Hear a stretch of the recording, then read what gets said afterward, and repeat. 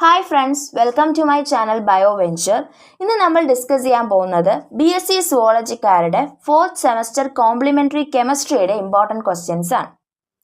ആദ്യം തന്നെ നമുക്ക് ഏതാണ് ടെക്സ്റ്റ് ബുക്ക് എന്നും അതിലുള്ള ചാപ്റ്റേഴ്സും ഒന്ന് ഡിസ്കസ് ചെയ്യാം. 4th semester complimentary chemistry text ബുക്കിൻ്റെ പേര് ഫിസിക്കൽ കെമിസ്ട്രി എന്നാണ്. അതിൽ വരുന്ന chapters chemical kinetics, ionic equilibrium, colloid, spectroscopy, instrumental method of chemical analysis and solutions. ഇങ്ങനെ 6 ചാപ്റ്റേഴ്സാണ് ഉള്ളത്.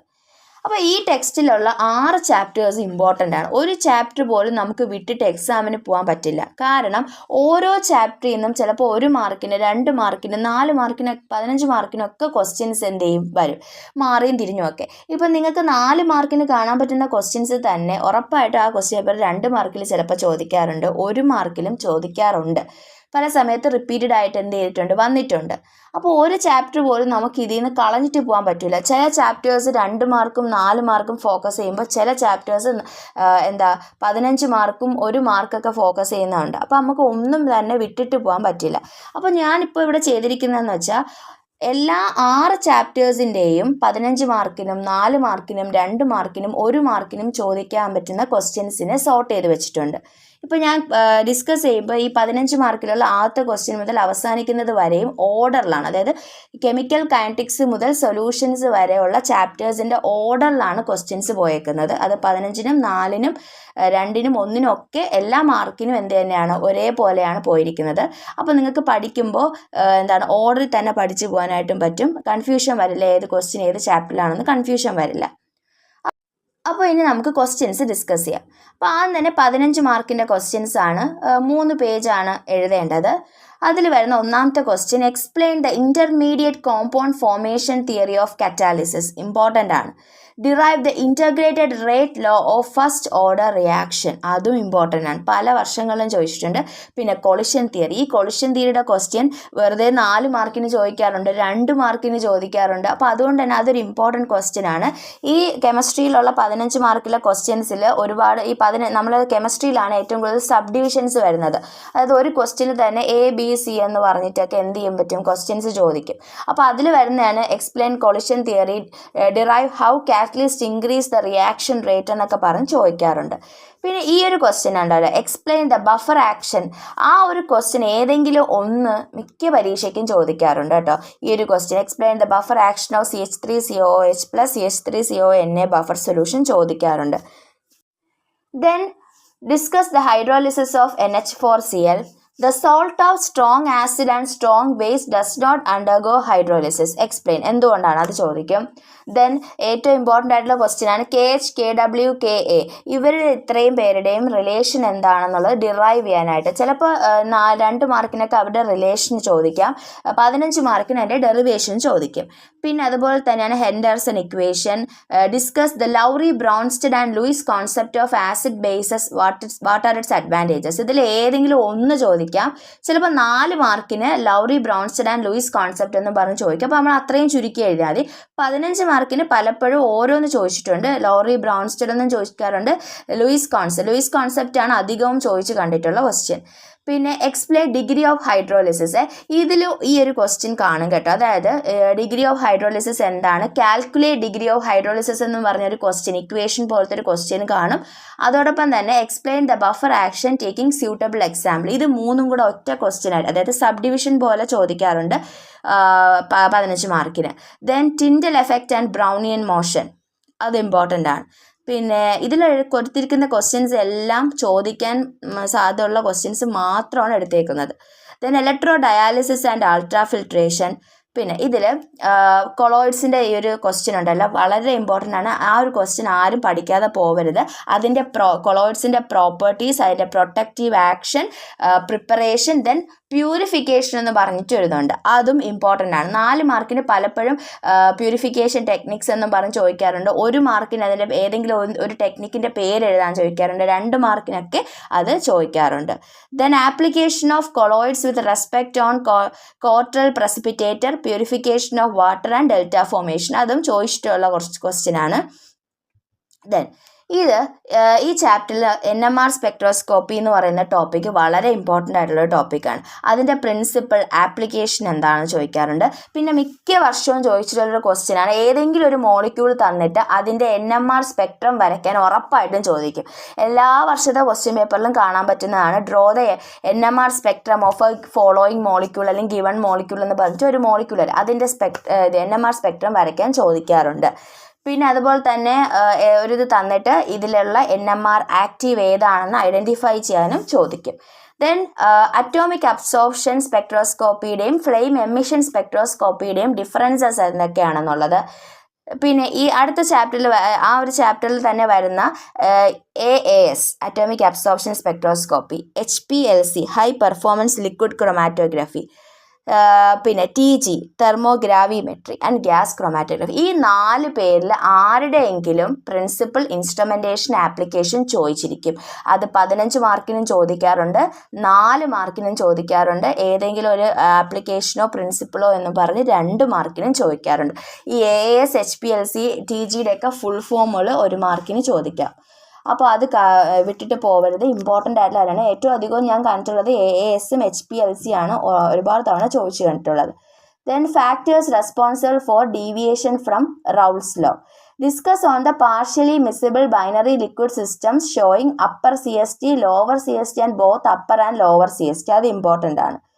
Then variation of mutual solubility of phenol water, triethylamine water and nicotine water with variation of temperature. അതും important questions ആണ്. ഈ തന്നതിൽ നിന്ന് തന്നെ 15 മാർക്കിൽ important ആയിട്ട് എപ്പോഴും ചോദിക്കുന്ന ക്വസ്റ്റ്യൻ കൊളോയിഡ്സിൻ്റെ ആ ക്വസ്റ്റ്യൻ, KHKW KAയുടെ റിലേഷൻ, ആ ബഫർ ആക്ഷൻ്റെ ഒരു ക്വസ്റ്റ്യൻ മിക്ക വർഷവും ചോദിക്കാറുള്ളതാണ്.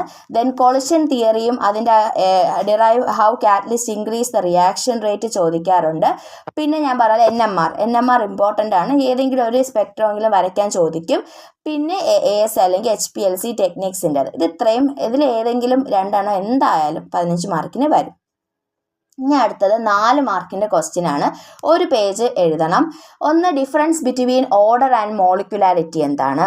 Adsorption theory taking suitable examples, example വെച്ചിട്ട് അതിനെ എക്സ്പ്ലെയിൻ ചെയ്യുക.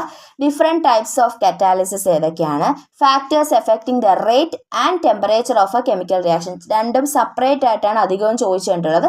Factors affecting the rate of a chemical reaction എന്നും പറഞ്ഞ് ചോദിക്കാറുണ്ട്. Factors affecting temperature of a chemical reaction എന്നും പറഞ്ഞ് ചോദിക്കാറുണ്ട്. Methods to calculate Arrhenius equation important question ആണ്. Application and various for the purification of colloids. അതൊരു ഞാൻ പറഞ്ഞില്ലേ ഇമ്പോർട്ടൻ്റ് ആയിട്ടൊരു ക്വസ്റ്റ്യൻ ആണ്. 2 മാർക്കിനും ചോദിക്കാറുണ്ട്, 1 മാർക്കിന് അതിൻ്റെ ഏതെങ്കിലും ഒരു പേര് എഴുതാൻ ചോദിക്കാറുണ്ട്. ഞാൻ എഴുതിയ വർഷവും ചോദിച്ചിട്ടുള്ളൊരു ക്വസ്റ്റ്യൻ ആണ് spin coupling NMR taking CH3 CH2 Br as an example ചോദിച്ചിട്ടുണ്ട്. ദെൻ നമ്മൾ അത്ര ഇമ്പോർട്ടൻ്റ് ആയിട്ട് നോക്കാത്തതും പക്ഷേ പരീക്ഷയ്ക്ക് എപ്പോഴും ചോദിക്കുന്ന ഒരു ക്വസ്റ്റ്യൻ ആണ്, why does TMS act as a reference standard in NMR? Important ആണ്. Different types of electronic transitions അതിൻ്റെ എക്സാമ്പിൾ ഉൾപ്പെടെ പഠിക്കുന്നത് നല്ലതാണ്, 2 മാർക്കിനൊക്കെ ചോദിക്കും. Write a note on zone electrophoresis ചോദിക്കും. Then DTA differential thermal analysis, അതിൻ്റെ ഫുൾ ഫോം പഠിച്ചു വയ്ക്കുക. ഇപ്പോൾ DTA എന്നും പറഞ്ഞ് ഫുൾ ഫോം എഴുതാൻ 1 മാർക്കിന് ചോദിക്കാം, 2 മാർക്സിനൊക്കെ ചോദിക്കാം. What process are involve in steam distillation? അത് ഇമ്പോർട്ടൻറ്റ് ക്വസ്റ്റ്യൻ ആണ്. ഇനി അടുത്തത് 2 മാർക്കിൻ്റെ ക്വസ്റ്റ്യൻ ആണ്. ഒരു പാരഗ്രാഫ് എഴുതാൻ ശ്രമിക്കുക, അല്ലെങ്കിൽ 4 പോയിൻറ്റ്സ് അത്രയും മിനിമം എഴുതാൻ നോക്കുക. അതിൽ വരുന്ന ഒന്നാമത്തെ question, define zero order reaction, what is catalyst, define the expression for KB of weak base in an aqueous solution. അതൊരു ഇമ്പോർട്ടൻറ്റ് ക്വസ്റ്റ്യൻ ആണ്. Then calculate the pH. അത് ഏതെങ്കിലും തരും കേട്ടോ, 2 മാർക്കിന് pH കാൽക്കുലേറ്റ് ചെയ്യാൻ വേണ്ടി ഒരു ക്വസ്റ്റ്യൻ കാണും. Then zeta potential and its importance, hollow cathode lamp എന്താണ്, what is meant by sol with example. Important question ആട്ടോ, 1 മാർക്കിന് ചോദിക്കാറുണ്ട്. ഹാർഡി-ഷെൽസ് റൂള്, ഇത് ഇമ്പോർട്ടൻറ്റ് ക്വസ്റ്റ്യൻ ആണ്. Critical micelle concentration, colloidal state, auxochrome with example, difference between bathochromic and hypochromic shift. ഈ 2 മാർക്കിൽ കുറച്ചധികം questions എടുത്തിട്ടുണ്ട്. കാരണം എന്ന് വെച്ച് കഴിഞ്ഞാൽ 2 മാർക്കിൽ ഈ ക്വസ്റ്റ്യൻസ് ഒക്കെ ഉറപ്പായിട്ടും 1 മാർക്കിന് ചോദിക്കാറുണ്ട്. 4 മാർക്കിന് ഞാൻ പറഞ്ഞ ക്വസ്റ്റ്യൻസ് പലതും 2 മാർക്കിന് ചോദിക്കാറുണ്ട്. പിന്നെ വീണ്ടും റിപ്പീറ്റഡ് ആയിട്ട് എഴുതാത്തതാണ്. 4 മാർക്കിന് പഠിച്ചു കഴിഞ്ഞാൽ ഉറപ്പായിട്ട് 2 മാർക്കിന് നമുക്ക് എഴുതാൻ പറ്റുമല്ലോ, അതുകൊണ്ടാണ് അത് വീണ്ടും എഴുതാത്തത് ഇതിൽ. Then azeotropic mixture. ഈ azeotropic mixture with an example important ആണ്. അസിയോട്രോപ്സ് വിത്ത് ആൻ എക്സാമ്പിൾ ഇതും ഇമ്പോർട്ടൻറ്റ് ക്വസ്റ്റ്യൻ ആണ്. Chromophore with example.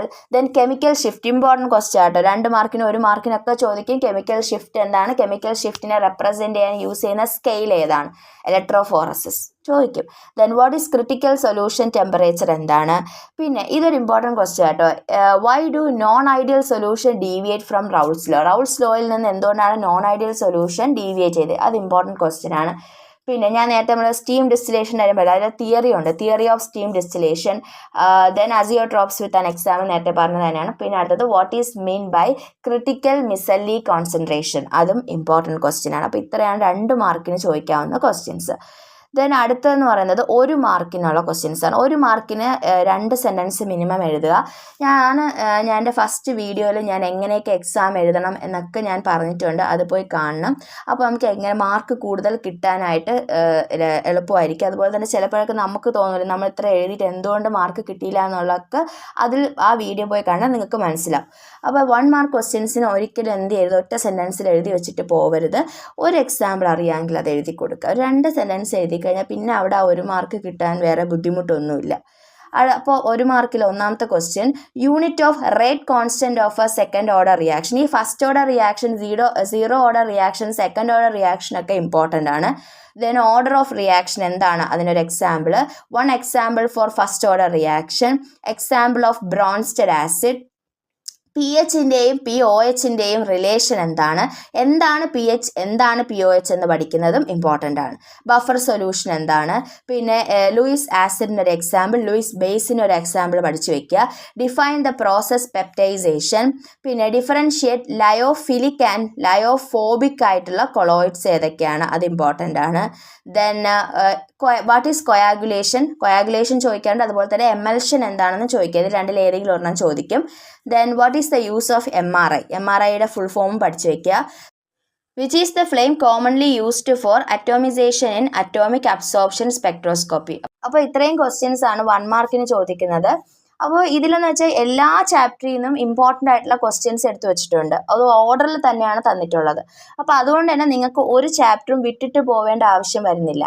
ഒരു ചാപ്റ്ററിൽ നിന്നൊന്നും പഠിക്കാണ്ടുമല്ല നിങ്ങൾ പോകുന്നത്, കാരണം എല്ലാ ചാപ്റ്ററിൽ നിന്നുള്ള ഇമ്പോർട്ടൻറ്റ് ക്വസ്റ്റ്യൻസ് ഇതിൻ്റെ അകത്തുണ്ട്. അതും ഞാൻ ആ ഓർഡറിൽ ഒരു ചാപ്റ്റർ തുടങ്ങുന്നത് മുതൽ അവസാനം കെമിക്കൽ കൈനറ്റിക്സ് മുതൽ സൊല്യൂഷൻ വരെ എങ്ങനെയാണോ ഓർഡർ അതുപോലെയാണ് ക്വസ്റ്റ്യൻസ് കൊടുത്തിട്ടുള്ളത്. അപ്പോൾ നിങ്ങൾക്ക് പഠിക്കാനും എളുപ്പമായിരിക്കും. ഏത് ചാപ്റ്റർ ആണെന്നും പറഞ്ഞ് ഇങ്ങനെ തപ്പി തടയേണ്ട ആവശ്യമില്ല. അപ്പോൾ ഇത്രയും ക്വസ്റ്റ്യൻസ് ആണ് ഇമ്പോർട്ടൻ്റ് ആയിട്ട് ചോദിക്കുന്നത്. എല്ലാവരും ഇത് നോക്കിയിട്ട് പോവുക. എന്തായാലും ഇതിൽ നിന്ന് ക്വസ്റ്റ്യൻസ് ഉറപ്പായിട്ടും വരും. ഇതൊക്കെ റിപ്പീറ്റഡ് ആയിട്ട് ഒരുപാട് തവണ ചോദിച്ചിട്ടുള്ള ക്വസ്റ്റ്യൻസാണ്. 4th സെം എക്സാം എഴുതാൻ പോകുന്ന എല്ലാവർക്കും ഓൾ ദ ബെസ്റ്റ്. എൻ്റെ ഈ വീഡിയോ ഇഷ്ടപ്പെട്ടുണ്ടെങ്കിൽ നിങ്ങൾ ലൈക്ക് ചെയ്യുക, ഷെയർ ചെയ്യുക, സബ്സ്ക്രൈബ് ചെയ്യുക.